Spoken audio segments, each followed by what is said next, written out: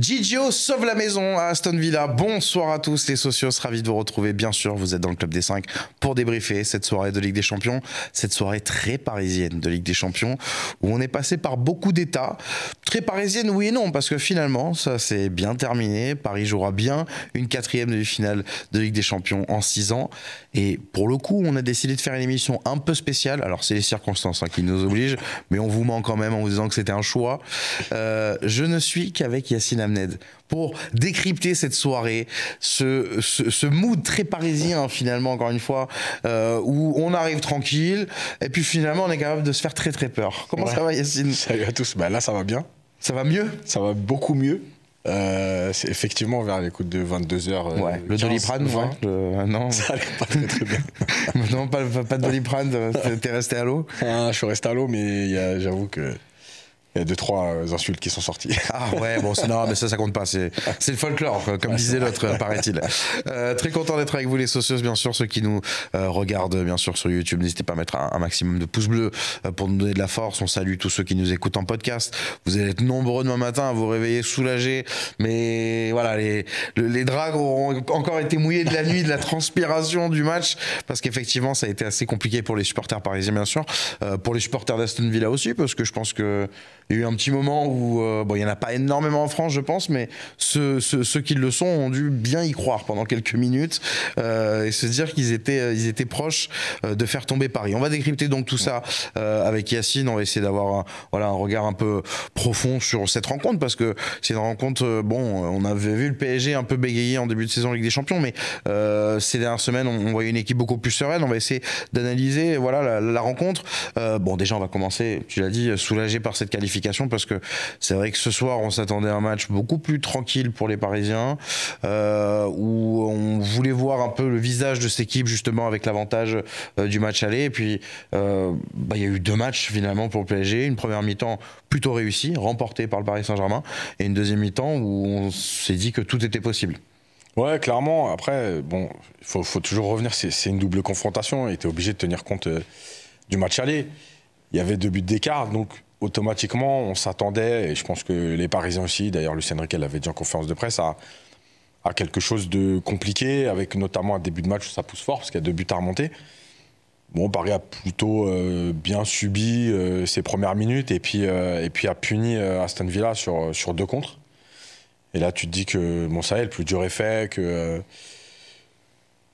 t'as un peu éteint, d'ailleurs, t'as quand même éteint bien le stade pendant un long moment.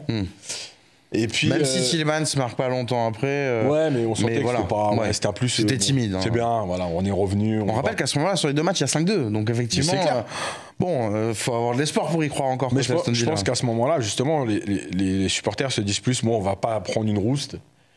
Voilà, on a mis un but, on est revenu avant la mi-temps, voilà.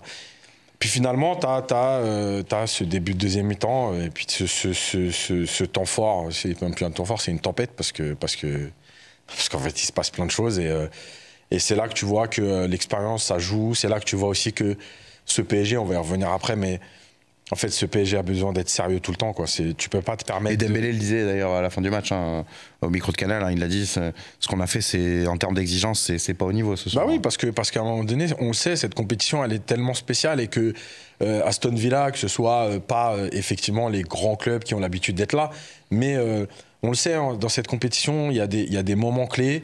Et quand ça commence à basculer, on a vu tellement, sur les dernières années notamment, tellement de matchs se retourner comme ça en 10-15 minutes. Même si le Real l'a fait souvent, et c'est eux qu'on cite en exemple.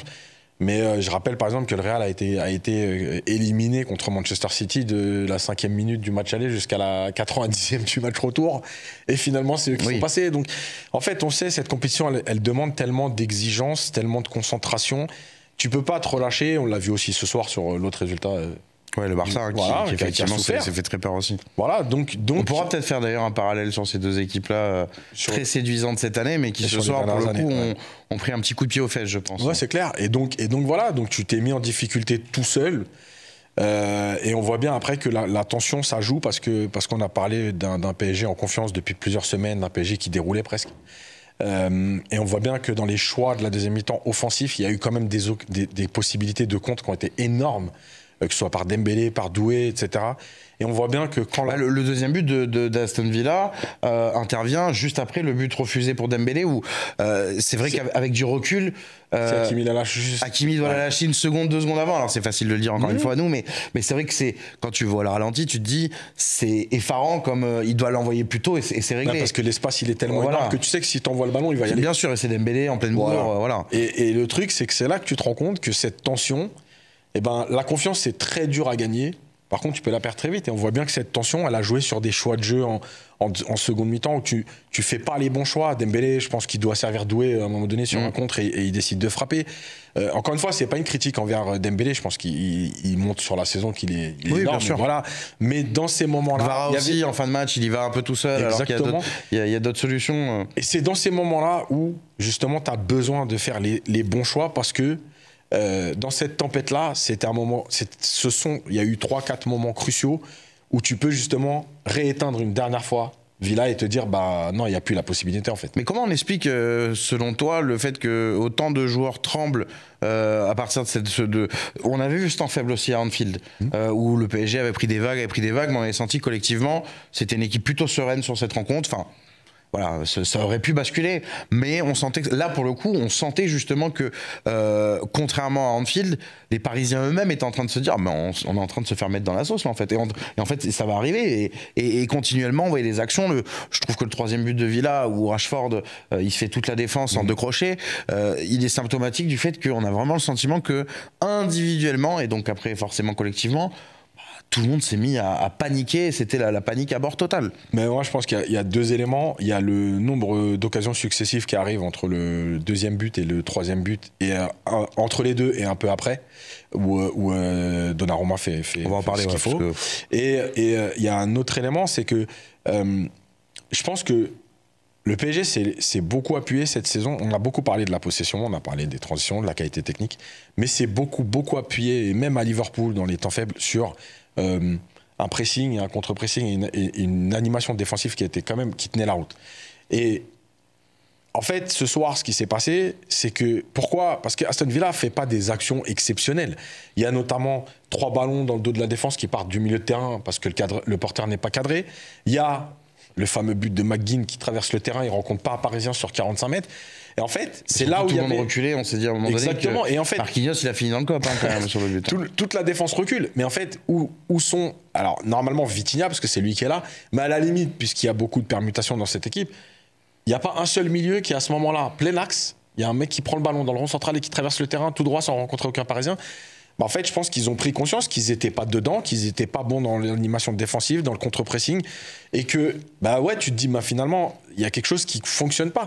Et les certitudes, elles t'aident parfois, et souvent, à t'appuyer justement pour faire des choses bien, sur ce que tu as bien fait toute la saison. Et le moment où tu le fais moins bien, elles peuvent aussi te mettre dedans en te disant, en fait, tout ce qu'on a bien fait, on ne le fait plus.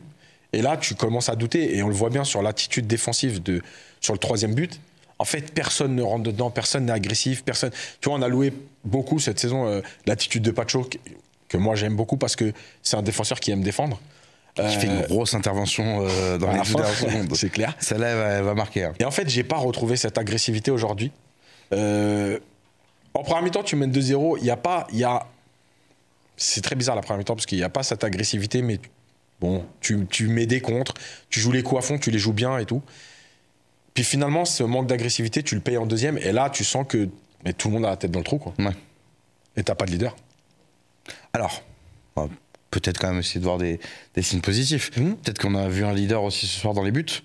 On rappelle que Gigi Donnarumma, c'est le meilleur gardien du monde, entre guillemets, quand il est recruté au Paris Saint-Germain, qu'il y a eu des images, là aussi, des arrêts sur image de Donnarumma en Ligue des Champions, on en a. Là, il y a eu aussi déjà, il y a le match retour contre Liverpool il y a un mois, mais c'est vrai que ce soir, c'est lui qui sauve la maison.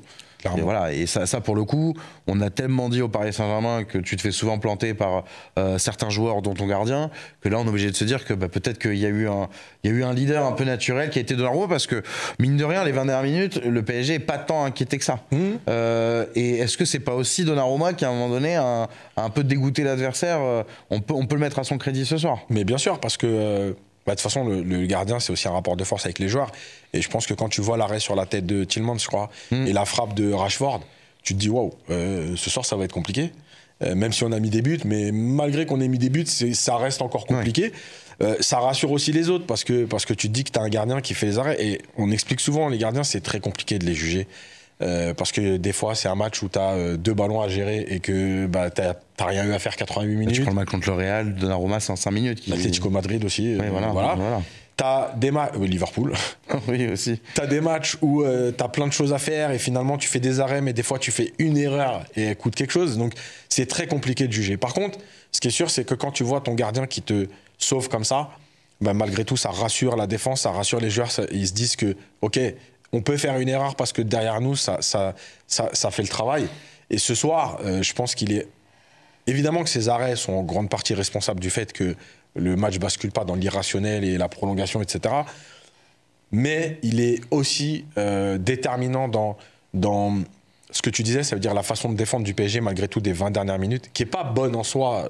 On a vu un PSG bien meilleur, mais déjà ils ont remis un peu le pied sur le ballon et ils ont été un peu plus organisés défensivement pour tenir, quoi. D'ailleurs, tu vois, Pacho, quand il sauve sur la ligne, son positionnement, il est cohérent. Non, donc voilà, il y a un ensemble de choses qui a fait que le PSG a fini par tenir et par aller chercher sa qualification, et ce qui est jamais simple parce que tu étais quand même en quart de finale et que tu te qualifies pour la demi-finale avec des champions. Non, mais pour un homme dont l'histoire devait être compliquée dans un PSG de Luis Enrique parce qu'il est pas bon pied, etc., c'est vrai que pour le coup, si on doit aussi voir, à part Ousmane Dembélé et d'autres, mais un symbole d'amélioration de ce collectif et de ce Paris Saint-Germain là sur 2 ans avec Luis Enrique, Donnarumma, je trouve que sur la manière dont il est décisif sur ces 2 premiers tours de Ligue des Champions, ouais, clairement, on a déjà passé un bon palier. J'en ai parlé sur Paris United aussi récemment parce que Bernard Lama aussi parlait de lui dans une interview, je crois, c'est à l'équipe, je me rappelle plus. Mais il y a des. C'est l'interview où il a dit que Emiliano Martinez était une fraude. Ouais. Très bien. Je l'ai pas lu, mais elle a l'air très sympathique. Et en fait, le truc, c'est que. Beaucoup de respect, bien sûr. Depuis plusieurs semaines, Donnarumma, il a passé un cap. Alors, déjà, je trouve que dans son jeu au pied ce soir, il a été bon. Les relances. Oui. Et la semaine dernière, par exemple, il a fait 2-3 sorties pour soulager sa défense sur les centres et les coups de pied arrêtés. Et on a l'impression que, alors sur sa ligne, j'ai envie de dire, on le savait, parce que malgré tout, sur sa ligne, il a très souvent été très bon avec le PSG. Mais il y avait besoin d'autre chose. Et sur les dernières semaines, je pense qu'il a passé un cap là-dessus. Et c'est un peu le symbole aujourd'hui. Ça veut dire que cette confiance accumulée sur soulager l'équipe, sortir, aller chercher des ballons, même si c'est pas académique, des fois c'est avec les poings, des fois c'est un peu à l'arrache. Mais ça soulage la défense et peut-être que lui aussi a pris conscience et confiance de ce qu'il était capable de faire. En tout cas, de sortir de cette période où on doute de lui et se dire ok, mais en Ligue des Champions, quand est-ce que tu nous sors un grand match? Bah, en fait, sur Liverpool, enfin sur les 8e et sur le quart. L'histoire est différente. Voilà, ça y est. Ça y est, c'est bon. On peut commencer à la réécrire un Clairement. petit peu. On avait parlé des surdoués la semaine dernière du Paris Saint-Germain, avec bien sûr un grand Désiré Doué qui avait fait un match magnifique, mais au-delà de ça, Varane, Mendes, enfin il y avait de quoi être très rassuré par la prestation des joueurs. Pour provoquer un petit peu cette semaine, on va parler des sous-doués qui étaient à Villa, parce qu'effectivement on a retrouvé, on le disait, on en parlera peut-être après, mais je sais pas comment expliquer si c'est un traumatisme, si c'est parce que quand on voit cette équipe toutes les semaines, c'est pas, notamment depuis le début 2025, c'est pas l'équipe qu'on a vue ce soir. Mais c'est vrai qu'on a retrouvé des attitudes. Moi, il y a 2-3 joueurs qui me viennent en tête ce soir. Je pense à Marquinhos, qui fait un match pas catastrophique, mais qui est sur la photographie de 2 buts sur 3. Je pense à Vitinha, qui autant en première mi-temps, qui est un peu à l'image du PSG, qui a fait une première mi-temps où mine de rien, il est utile dans son jeu, et en deuxième mi-temps où son jeu se retourne contre lui. C'est vrai que là aussi, il y a quand même des joueurs ce soir qui prennent une petite piqûre de rappel sur la gestion du très haut niveau. Mais déjà, ça c'est un bon point. Enfin, c'est un bon point, parce que tu es qualifié, évidemment. Oui. C'est un bon point parce que ça te prouve que ce soit de toute façon dans le foot, mais en Ligue des Champions encore plus, et en demi-finale encore plus, l'exigence, elle est hyper importante. Tu peux pas relâcher le truc. Le problème, c'est qu'en fait, on est obligé de tenir compte de ce qui s'est passé dans le match, et à la 25e minute, le PSG a 4 buts d'avance. Et tu vois, la semaine dernière, j'avais dit... ce qui est un mauvais souvenir, le PSG avec 4 buts d'avance en Ligue des Champions. Pas à ce moment-là du match. Ouais, non, mais voilà, mais comme quoi, là aussi piqûre de rappel. Ouais, aussi. Le truc que j'avais dit la semaine dernière, c'est que Aston Villa était venu au parc pour défendre. Ils avaient marqué sur leur premier et seul contre. Et quand ils ont été menés 2-1 et qu'ils ont été un peu acculés, c'est très difficile de switcher et de te dire bah maintenant on va sortir de 20 mètres parce que tu es préparé, tu es conditionné à subir le match et à le jouer comme ça. Et ben moi je pense que le PSG a vécu la même chose. Ça veut dire que au moment où le PSG mène 2-0 et que ça se relâche complètement, qu'il y a ce but contré par Pacho, ben en fait c'est très dur de re-switcher et de te dire parce qu'à la mi-temps il y a quand même encore 3 buts d'avance. Et en fait, ils ont lâché, d'ailleurs, si Dembélé le dit, c'est quand même qu'il l'a ressenti. Et ben en fait, c'est très dur de re-switcher et de te dire, bah maintenant, faut se remettre dedans parce que pour pas se mettre en difficulté, parce que tu as relâché la concentration. Et la concentration, elle est très compliquée à retrouver. Et à partir de là, effectivement, on en vient aux individualités. Et le problème de ce PSG, encore une fois, c'est que ça manque de leader. Alors, c'est une équipe jeune, etc. Et quand on dit ça manque de leader, c'est qu'à un moment donné, il doit y avoir des joueurs qui tapent du poing sur la table, qui ont des attitudes, que ce soit avec ballon ou à la parole, qui remobilisent un peu tout le monde. Et effectivement, Marquinhos fait 20 plutôt bonnes minutes, parce que justement, à ce moment-là, c'est plutôt Pacho qui est un peu dans le dur. Et à la fin, bah, c'est Pacho qui fait la meilleure demi-heure. Et Marquinhos, bah, c'est très très compliqué. D'ailleurs, j'ai en tête une action où il y a un long ballon dans la profondeur, mais je crois que c'est d'ailleurs l'action d'Asensio, où Pacho, il est tout seul. Je ne sais pas où est Marquinhos en fait. Où est-ce qu'il est parti? Et puis la deuxième chose, c'est Vitinha. Mais malheureusement. Il était encore en train de reculer sur le but de McGinn, je pense, à ce moment-là. Il recherchait l'entrée de stade. Il est arrivé à Birmingham, mais l'autre club du coup de la ville. Le deuxième, évidemment, c'est Vitinha, parce que Vitinha, beaucoup de monde l'encense, etc. C'est compliqué de le critiquer en ce moment, parce que je sais qu'il y a plein de gens qui ne vont pas écouter, mais en fait, le problème, c'est que moi, je le dis depuis plusieurs mois, Vitinha, c'est un très bon joueur de foot. Et effectivement, il gère le tempo du PSG, etc. Mais pour moi, Vitinha, c'est pas un joueur de caractère. Et en fait, quand l'équipe est en difficulté, c'est là justement qu'il, lui, puisqu'il a la maîtrise du ballon. C'est son plafond de verre pour toi? Le caractère, ouais. Mais moi, je le dis, et encore une fois, c'est pas pour dire je l'ai dit, je m'en fous de ça. Moi, je le dis depuis la fameuse action avec Mbappé, où il devait le lancer en profondeur. Mbappé s'était arrêté au milieu du terrain. Et que derrière, pendant plusieurs semaines, mois, etc., Vitinha, il cherchait systématiquement Mbappé, ou très souvent. Pour moi, c'est un manque de caractère. C'est-à-dire que Mbappé, pas Mbappé, si le jeu, c'est de ne pas lui donner, il peut crier, il peut monter sur le toit, on s'en fout, en fait. Ben, en fait, il s'était fait manger par ça. Et là, on voit qu'il n'a pas réussi à retrouver la maîtrise. Ouais, c'est un gentil. Ouais, c'est un gentil. Mais après, c'est pas une critique, encore une fois. Il y a des joueurs qui sont faits pour être des leaders, des méchants. Tu vois, on a eu au PSG Thiago Motta. Voilà, bah oui, quand il faut aller mettre la semelle à un moment donné, bah, il te la met. Même Thiago Silva, par exemple, c'est un gentil. C'est un gentil, voilà, exactement. Un super gentil. Mais c'est vrai. Et à un moment donné, je dis pas que tu le payes, mais si autour de toi, il y a que des gentils, bah effectivement, bah on le voit. Et c'est quand même sur lui qu'on compte, parce qu'aujourd'hui, c'est quand même un ancien du club par rapport au renouvellement de l'effectif. C'est celui sur qui compte Luis Enrique pour être un peu le maître du jeu au milieu. Bah ouais, à un moment donné, tu dois quand même remettre le pied sur le ballon et remettre l'équipe dans le droit chemin pour arrêter de subir. Et c'était ça aussi le moment où il y a le gros temps fort de Villa, c'est que personne n'a su un peu garder ce ballon. On a l'impression que ça jetait le ballon, on savait plus trop quoi en faire. Il y a des joueurs qui se cachaient. Voilà, c'est un ensemble de choses. Mais encore une fois, comme tu l'as dit au début de ce dont on est en train de parler, c'est que c'est bien aussi parce que tu es qualifié. Donc ça, c'est très positif, évidemment. Et en étant qualifié, tu vas pouvoir travailler là-dessus. C'est-à-dire que, OK, on est qualifié, mais attention, vous avez vu, en 20 minutes, Aston Villa, ils nous ont mis une tempête, ça aurait pu basculer. On doit être exigeant, on doit être concentré, on n'a pas le droit de relâcher. Et si à un moment donné, tu mènes de 4 buts et qu'il faut mener de 6 buts, mais il n'y a pas à se gêner, en fait. Voilà, il n'y a pas à se relâcher, c'est comme ça. Et on le disait, Dembélé a réagi à la fin de match en critiquant cette attitude, mais j'ai l'impression que lui aussi s'est fait prendre un peu à ce propre jeu, de justement cette action où Hakimi le lance pas assez tôt. Juste après, c'est derrière où le PSG commence à prendre les vagues. Et moi, j'ai trouvé qu'à ce moment-là, Dembélé est redevenu un peu caricatural. Ouais, d'ailleurs, sur l'action avec Doué. Pour moi, c'est une action où Dembélé, sur les dernières semaines, il sert Doué parce que ce PSG était collectif, parce que ce PSG respectait le jeu.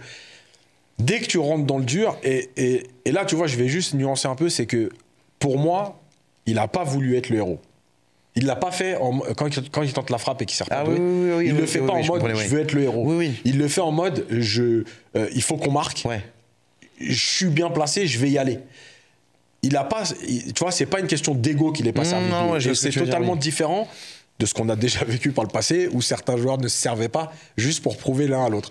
Là, c'est pas pour ça qu'il le fait, c'est vraiment parce qu'il se dit je suis en bonne position et j'ai déjà marqué comme ça, mais c'est pas le meilleur choix. Ouais. Voilà. Et c'est là où la tension et la gestion de ces moments-là, bah, elle est importante et peut-être. Et tu le sens nerveux, enfin, alors, peut-être que c'est qu'un sentiment, hein. Mais moi, je le sens nerveux sur la fin du match. Quand il reçoit, enfin, ceux qui ont vu l'image, là, quand il reçoit son trophée d'homme du match, d'ailleurs, on pourra se poser la question sur qui vote. Je pense qu'il vote jusqu'à la 45e minute. Après, les votes sont clos, le temps que Maître Moya vérifie, et voilà. Mais on voit bien son visage qu'il est même pas heureux de recevoir ça. Ouais, bien sûr. Et pourtant, il est qualifié. Parce que je pense que lui, cette année, il a acquis cette exigence et il se dit on est qualifié, ok, je suis homme du match, mais on n'est quand même pas passé loin.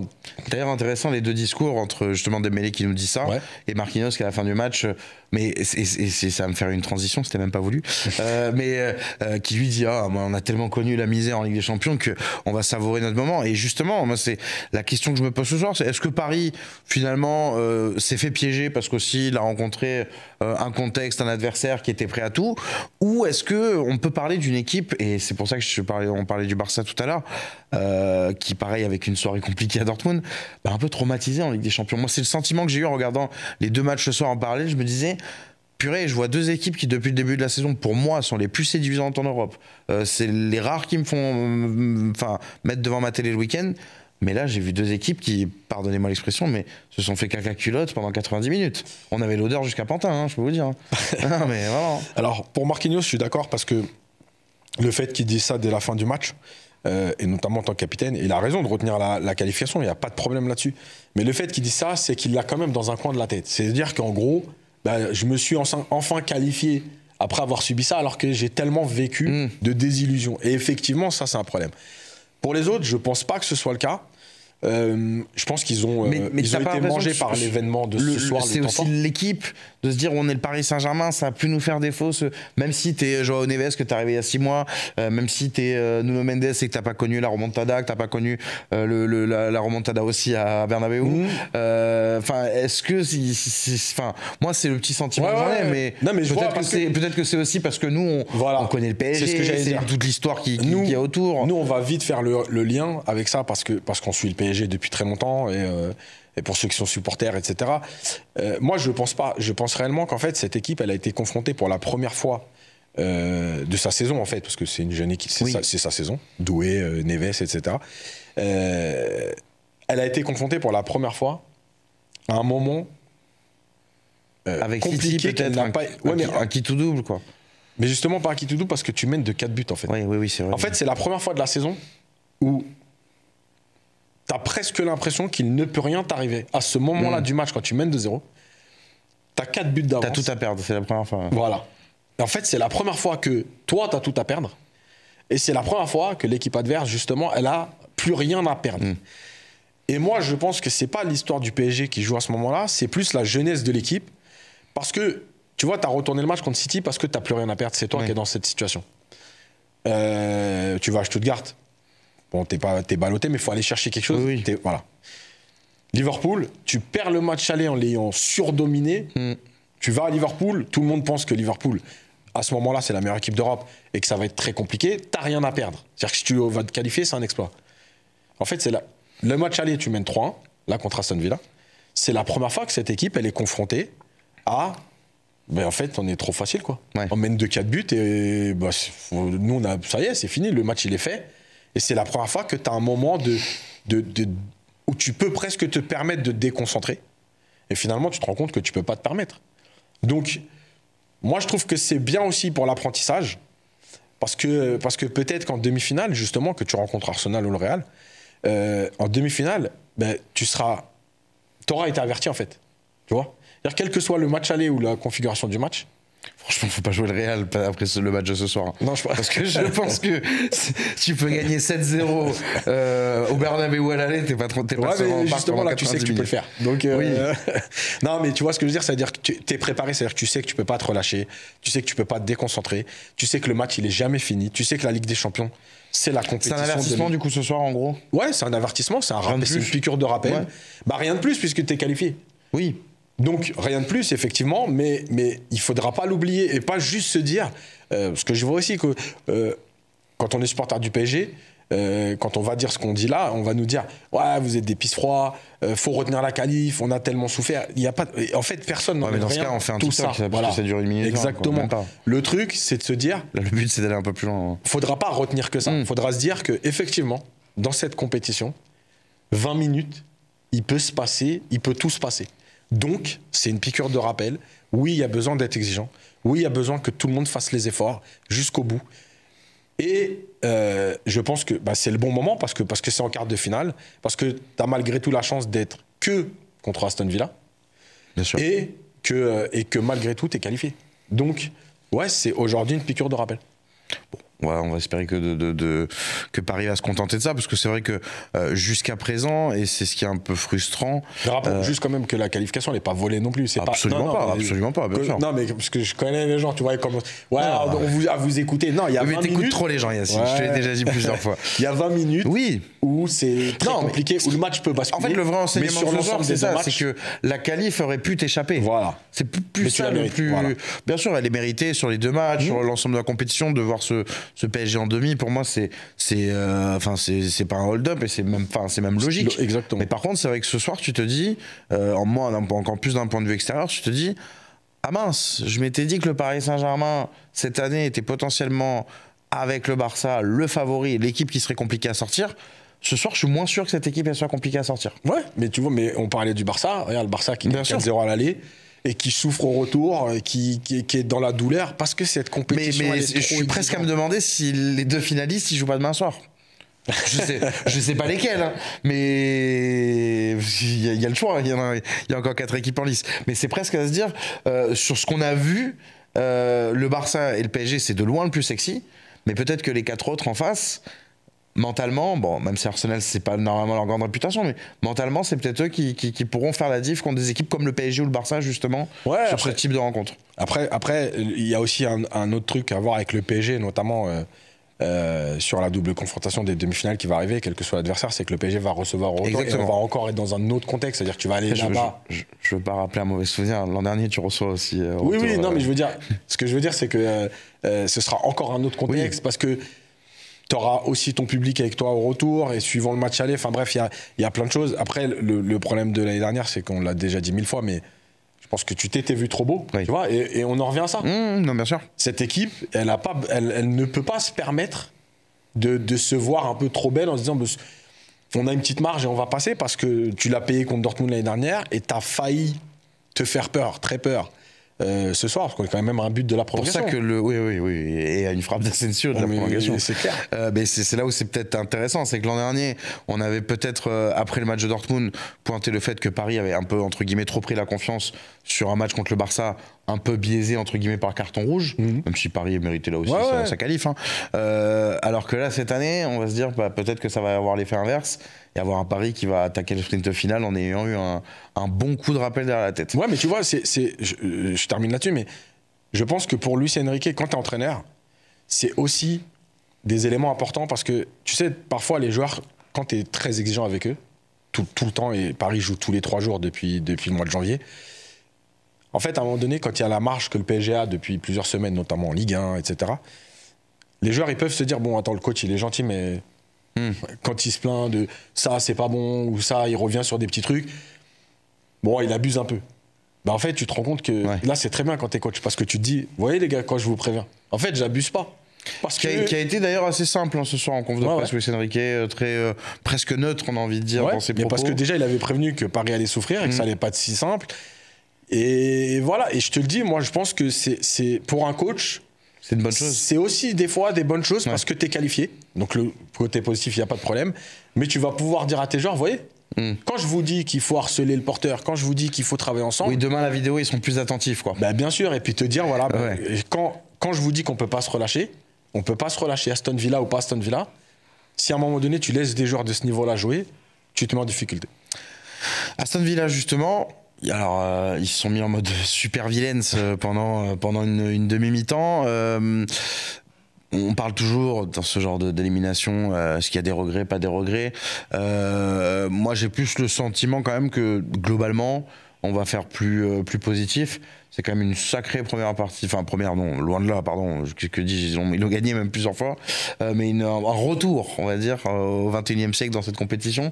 Et là aussi, à mettre au crédit d'Unai Emery, c'est vrai que Unai Emery a sa réputation d'entraîneur de coupe, mais le match de ce soir, on sent qu'il est capable aussi à un moment donné d'avoir remotivé ses joueurs, d'aller potentiellement chercher le Paris Saint-Germain. Enfin, on a vraiment vu une équipe finalement sur toute cette Ligue des Champions plutôt séduisante, plutôt joueuse et qui a pu faire beaucoup de mal à beaucoup d'équipes. Ouais, clairement, déjà ils finissent dans les 8 premiers, donc c'est quand même pas rien. Ils sont en quart de finale, quel que soit leur parcours après, on s'en fout, ils sont en quart de finale. Il y a deux choses, on a vu un peu le résumé de Unai Emery, ça veut dire qu'en difficulté à l'extérieur et dans les doubles confrontations et à l'aise à domicile, ça c'est une première chose. On a vu aussi ce qu'on a toujours connu d'Unai Emery, ça veut dire un coach qui s'adapte à l'adversaire, qui s'adapte au contexte et qui à un moment donné a quand même assez d'éléments et une très très grande connaissance tactique pour faire des choses différentes, notamment dans un deuxième match. Je rappelle ce qu'il avait fait avec Villarreal aussi. Il était allé en demi-finale de Ligue des Champions quand même avec Villarreal, donc c'est pas rien. Avec Lo Celso, comme ça permet de passer le bonjour à Romain. Parce que je pensais que tu lui avais fait une petite dédicace sur Vitinha déjà. Mais non, sur Lo Celso c'est mieux. Voilà, donc oui, effectivement, et c'est un bon retour en Ligue des Champions. Il a encore les moyens d'aller chercher la Ligue des Champions en championnat. Et je pense que pour l'équipe, pour la progression de l'équipe, ce serait bien qu'ils y retournent une deuxième fois. On a vu que c'était une équipe qui pouvait poser des problèmes à tout le monde parce que en phase de groupe, je crois qu'ils battent le Bayern. Enfin bref, ils tapent quand même 2-3 grosses équipes. Et tactiquement, il y a quand même des choses très intéressantes. Voilà, c'est une équipe qui est éliminée logiquement malgré tout sur les 180 minutes, mais qui a existé, qui a posé des problèmes, qui a été à un but de s'offrir une prolongation. Voilà, c'est toujours pareil, la progression d'une équipe, elle se mesure aussi à ce que tu fais année après année. Et tu vois, par exemple, le PSG qui, là aussi, quel que soit le contexte et les physionomies de match des années précédentes, le PSG en est à sa 4e demi-finale, je crois, un truc comme ça, en 5 ans. 4e en 6 ans. En 6 ans, voilà. Bon, tu vois, tu commences à rentrer dans une certaine continuité. Beaucoup d'équipes qui l'ont fait.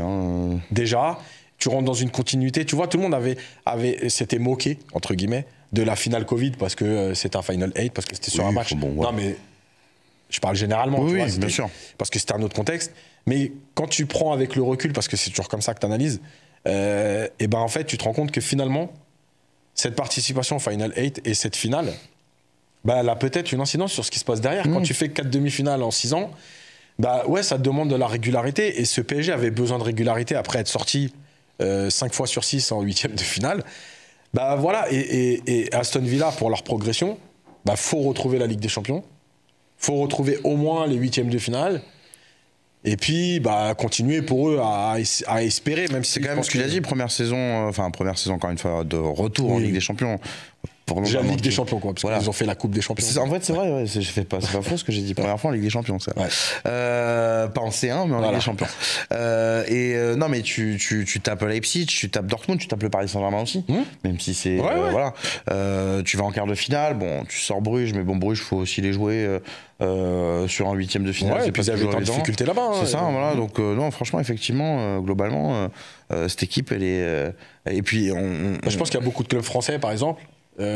Corps est signé pour faire ce parcours-là. Se retrouver en quart de finale, qu'est-ce que soit l'adversaire. L'avant-dernier club anglais en lice, peut-être ex aequo avec Arsenal s'ils sortent demain. Quand tu sais que généralement la première ligue gagne une Ligue des Champions tous les 2 ans et que l'autre année c'est le Real. Je vous rappelle pas qui a gagné le Real l'an dernier. Non, mais c'est vrai. Qui a gagné la Ligue des Champions l'an dernier. T'es allé plus loin que Liverpool, t'es allé plus loin que City. Encore une fois. Certains diront, ouais, Liverpool, ils ont tiré le PSG et eux, en 8e, ils ont joué Bruges. Mais en même temps, ils ont été chercher Bruges en finissant dans les 8 premiers. Personne n'a dit à City d'être un 4e. Exactement. Donc c'est comme ça. Ils ont fait quart de finale. Ils sont dans les 2 derniers clubs anglais qualifiés. Et ils ont posé des problèmes à tout le monde. Donc pour eux, c'est encore une fois, c'est une très belle performance. Et je le redis, je pense qu'il y a beaucoup de clubs français qui aimeraient être à leur place aujourd'hui, avoir fait un parcours jusqu'en quart de finale de Ligue des Champions. Real ou Arsenal en demi? Ah, écoute, franchement, je sais pas parce que. Non, je te demande pas ton prono. Non, je sais. Je demande ce que tu veux. Ouais. Franchement, je sais pas. Parce que je pense que Arsenal est moins imprévisible, que le Real peut te poser des problèmes sur. Tu vois, Oui. Enfin, c'est bête de dire ça parce qu'on le saura jamais. Mais peut-être que tu fais ces 20 minutes-là contre le Real et que le match il est dans l'autre sens. Donc voilà. Maintenant, Arsenal est aussi solide défensivement, a une capacité de jouer à jouer les transitions assez importantes. Et Arsenal est aussi capable de faire, un peu comme le PSG d'ailleurs, deux choses. C'est-à-dire qu'ils sont capables de prendre la possession et de jouer, mais ils sont aussi capables de se mettre bloc bas et d'attendre et d'être plutôt solides, ce qu'ils avaient plutôt fait d'ailleurs sur le match de poule face au PSG, où ils n'avaient pas forcément joué, ils avaient attendu et puis ils avaient utilisé un peu les erreurs du PSG, les manques du PSG à ce moment-là. Franchement, j'ai pas forcément de préférence. Le seul truc sur lequel j'ai envie de te dire que le PSG maîtrise le match aller pour jouer une grande demi-finale au Parc. Au match retour, ce sera déjà très bien. Ouais. On prend, allez, on prend. Même si ça nous fera finir tard, encore une fois, nous. Parce que ouais, mais c'est les bons tards, ça. Quand il y a un match au Parc, c'est compliqué. Ouais, mais oui, non, mais c'est bien aussi. On a fait des soirées très tard où on n'était pas dans le même état. Oui, ça c'est votre problème. Hein.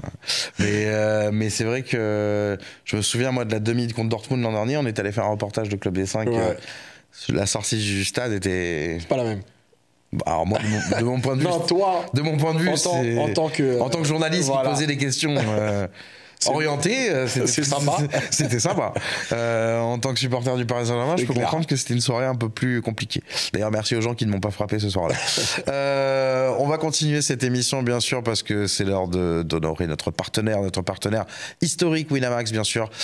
Pour l'instant, au tableau, by Winamax. Je vous rappelle, bien sûr, que jouer comporte des risques. Hein, donc, comme on va le faire avec Yacine là, donner des petits codes pour s'amuser, pour pronostiquer, mais ça ne doit absolument pas être une contrainte dans vos vies, vous mettre en difficulté, notamment financière. Donc si vous avez le moindre problème, si à un moment donné le jeu prend le pas sur la raison, et ben vous avez le numéro qui s'affiche en bas de votre écran et vous pouvez contacter des personnes qui vont vous aider à vous canaliser et à bien sûr n'en faire qu'un loisir et rien d'autre. Voilà pour les avertissements. Comme le PSG, on avertit bien sûr, mais ça ne veut pas dire que derrière on peut continuer à jouer. Voilà, si c'est raisonnable. Et ça, faites pas n'importe quoi. Faites pas n'importe quoi, tout à fait. L'instant au tableau, donc vous le savez bien sûr, c'est le moment où on va parier, puisque on n'a pas encore on n'a pas l'adversaire, donc qui veut parier sur la demi. On peut le tenter, hein, mais bon, voilà. On va quand même attendre. On attend les previews, c'est plus sage. On va parier sur la Ligue 1. Alors bon, c'est vrai que la Ligue 1 ce week-end, des chocs un peu déséquilibrés, notamment le match du Paris Saint-Germain qui jouera contre le Havre, donc voilà, un peu compliqué. Je rappelle juste que Romain Bédouc, tiens, tu l'as salué il y a quelques instants, a passé son pari la semaine dernière sur le match retour du Paris Saint-Germain au Villa Park, parce qu'il avait pronostiqué, et c'est plutôt bien senti de sa part, le PSG à la mi-temps. Ouais. Voilà. Donc parfois, c'est vrai que ça peut être audacieux, mais à la fois réfléchi. Elle était à 2,30, je crois. Ouais, c'est ça, ouais, 2,30. Bon, voilà, c'est honnête, ça double. Donc nous, on va se concentrer sur la Ligue 1. Non, t'avais pas envie de toucher au derby Lyon-Saint-Etienne ? Non, parce que la cote à 4,80 de Saint-Etienne, non, parce que franchement là, je pense le doublé de Stassin, Zorico Davita-Ashvili, non, on n'y croit pas. Je vais pas trop me prononcer, mais franchement, Saint-Etienne, ils sont trop dans le dur pour que ce derby ressemble un peu aux autres. Maintenant, bon, ça reste un match, hein, mais. Alors, on va pronostiquer, parier sur un match qui est tout aussi déséquilibré, je trouve, en termes de cote. Mais alors, en termes de niveau, je trouve que pour le coup, et c'est peut-être là où il faut flairer le bon coup du week-end, c'est Monaco qui reçoit Strasbourg, deux équipes qui luttent pour la Ligue des Champions. Strasbourg, c'est un peu l'invité surprise, bien sûr, de cette course à la C1 en fin de saison. Mais bon, c'est l'équipe du moment, hein, Strasbourg, qui n'a pas perdu depuis le mois de février, depuis la défaite contre le Rennes d'Abid Bey. Toi, du coup, tu vois la grosse surprise du week-end, c'est Strasbourg qui fait un pas de plus vers la petite musique de la Ligue des Champions, hein, pas de l'Europa League. On salue le DJ de Villa Park. Cote à 5, la victoire de Strasbourg à Louis II. Ouais, et puis ils peuvent y aller en Ligue des Champions parce que Chelsea va pas y aller. Donc ouais, c'est vrai. Ouais. Peut-être que le projet va s'inverser. Hein. On va retrouver tous les meilleurs joueurs de Chelsea à Strasbourg. Pourquoi pas ouais, pourquoi ? Parce qu'en fait, il y a deux choses. Déjà, Strasbourg est dans une bonne dynamique et je trouve que c'est une équipe qui est plaisante à avoir joué. Et la deuxième chose, c'est que dans ceux qu'on attend depuis le début, alors même si Monaco, Marseille, ils sont tous pour l'instant en Ligue des Champions et depuis le début de saison, le truc c'est que c'est quand même les montagnes russes depuis plusieurs semaines. Et étant donné que Monaco a battu Marseille et que je les vois pas enchaîner. 3-0 quand même, on rappelle. Hein. Ouais. Et à Louis II. Ouais. Je les vois pas enchaîner. Je vois la grosse cote. Alors pour moi, ce serait pas une surprise. Ce serait gros résultat, mais ce serait pas une surprise. Parce que vraiment, je trouve que Strasbourg a des qualités pour faire mal à Monaco. Ouais. Parce que tu vois, bon, Monaco bat Marseille 3-0, mais il y a quand même des moments où le match peut revenir, tu vois, le raté de Luis Enrique, etc. Enfin, bien sûr, c'est pas une domination. Il y a 3-0, mais c'est pas 0-0, hein, Luis Enrique en plus. C'est pas une domination outrageuse de Monaco. Bon, voilà, je pense que Strasbourg est capable de le faire. Et franchement, vu les montagnes russes que font les clubs de devant, je vois bien Strasbourg aller chercher une victoire. Qui a tapé Lyon il y a 2 semaines, 3 semaines. Ma mémoire commence à me faire défaut, mais voilà, qui a tapé Lyon. C'est ça, qui a tapé Lyon dans la course. Non, juste après, je crois. Ou juste après? Ouais, je sais plus. Mais en tout cas, qui les a tapés, enfin qui a tapé voilà, un concurrent direct à la Ligue des Champions. Il y a eu le match nul contre Nice ce week-end. Moi, je suis dans la même veine, c'est-à-dire que je vois pas Monaco gagner ce match. Je pense que Monaco peut se casser les dents sur Strasbourg. Je prends un peu moins de risques quand même, parce que bon, Strasbourg, ça peut aussi être l'équipe qui, dans les dernières minutes, flanche un peu. On l'a vu sur les dernières semaines. Donc, le petit nul à 4,60. Voilà, si vous voulez vraiment, si vous êtes très joueur, je vous dis d'aller mettre un petit billet sur Dylan Bakwa, bien sûr, parce que c'est talent local, hein, on fait profiter à tous les amis. Je crois que si on écoute un peu coach Courbis, c'est très rare qu'une équipe gagne 2 fois de suite à domicile. Donc... on salue le coach, bien sûr. Oui, mais c'est très rare qu'une équipe gagne 2 fois de suite à la maison, mais c'est aussi très rare qu'elle gagne 2 fois de suite à l'extérieur. Ouais, c'est vrai. Donc finalement, tu vois, il n'y a pas de logique avec coach Courbis. L'imitation est horrible. Hein. Merci. Il est 1h du matin. Je vous demande les sociaux. Ça fait des années qu'on se connaît, de pas me juger. 4,60 donc Strasbourg, match nul à Louis II. Moi, je pense que ça va le faire pour les Strasbourgeois. C'est bien payé pour un match nul quand même. Ouais, franchement, les codes sont... Entre 2 équipes qui sont pas loin l'une de l'autre. Ouais, non, franchement, moi, c'est pour ça que les matchs étaient compliqués à parier ce week-end. Si, il y avait un petit... Il y a un Rennes-Nantes qui peut être intéressant. Brest-Lens aussi, voilà, ça peut être intéressant. Mais je trouve que sur ce match, c'est tellement déséquilibré qu'il y a vraiment une bonne cote à flairer ce week-end. Encore une fois, Strasbourg n'a pas perdu, parce que là, on vous propose que des cotes où Strasbourg ne perd pas. Strasbourg n'a pas perdu depuis le mois de février. Comme je viens de dire ça, mettez tout sur Monaco. Mais Strasbourg n'a pas perdu depuis 3 mois, depuis 2 mois, pardon. Et encore une fois, a battu des concurrents directs. Donc on a fait match nul contre Marseille aussi. Donc ne perd pas vraiment contre les équipes qui sont supposées être également dans la course à la Ligue des Champions. Voilà pour l'instant. Oui, non, j'allais dire les autres paris de la semaine dernière, mais on va attendre les matchs de demain quand même. Encore une fois, on n'est pas devin. On va refermer donc cette page Winamax, bien sûr, on remercie notre partenaire historique d'accompagner le Club des 5 depuis très très longtemps. Et on espère que ça va durer encore de longs moments. C'est également la fin de notre émission. Oui, on va s'arrêter là. Alors, un format spécial hein, quand même. Mais ça va, c'était... Bon, ça a été. On a eu, voilà, tu parlais de coach Courbis, mais nous on a coach Yacine. Et je pense que pour tous les Parisiens qui auront vécu une soirée particulière, ton témoignage exclusif dans cette émission va leur faire du bien, je pense, demain matin. Je pense à tous ceux qui nous écoutent en podcast notamment. Je pense que le temps du trajet va leur permettre de soigner les maux de cette soirée et aussi de profiter de la victoire, bien sûr. Le Paris Saint-Germain, donc on retrouvera au prochain tour de la Ligue des Champions. On va pouvoir regarder les matchs tranquillement demain. Et on va pouvoir regarder les matchs alors tranquillement pour toi. Pour nous, on va les regarder avec attention, puisqu'on sera là demain soir, bien sûr, pour vous débriefer. Alors on verra quelle rencontre on vous débriefera demain. Ce qui est sûr, c'est qu'on vous parlera de Arsenal Real, hein, bien sûr, peu importe le résultat, la qualif des Gunners ou la qualif surprise de Madrid. Dans tous les cas, il y aura beaucoup de choses à dire. Donc soyez branchés demain sur la chaîne du Club des 5. Merci également à vous les socios, parce que vous avez été 100 000 et plus de 100 000 même déjà à avoir regardé l'interview de Romain Saïs qu'on a sorti en fin de semaine dernière. Donc merci à vous. N'hésitez pas à aller en profiter si vous n'avez pas encore écouté. 3 heures quasiment avec plus de 3 heures même avec le capitaine du Maroc, avec beaucoup d'anecdotes incroyables sur la CAN, le foot africain, notre ami Eden Hazard, la Première Ligue, les petites embrouilles entre Vaïd et Ziyech. Enfin bref, tout est dedans. Donc allez-y, c'est cadeau, c'est pour nous. Et on espère que vous allez kiffer. Merci encore une fois donc d'avoir été avec nous. Merci à toi Yacine. Merci. On se retrouve dans 2 semaines. Non, bah ouais. Ouais. Avec un sourire aussi. Bah j'espère, hein. Après ça dépend pas de moi là. Il y a un scénar quand même où il y a un PSG Real et on retrouve un Yacine beaucoup plus vénère dans 2 semaines. Je dis ça, je veux pas porter la poisse. C'est pas mon genre. Merci à Maury Cotin, bien sûr, qui a réalisé et préparé cette émission. Et puis moi, je vous dis merci à vous, les socios. On se retrouve très très vite sur la chaîne du Club S5. Ciao. Ciao.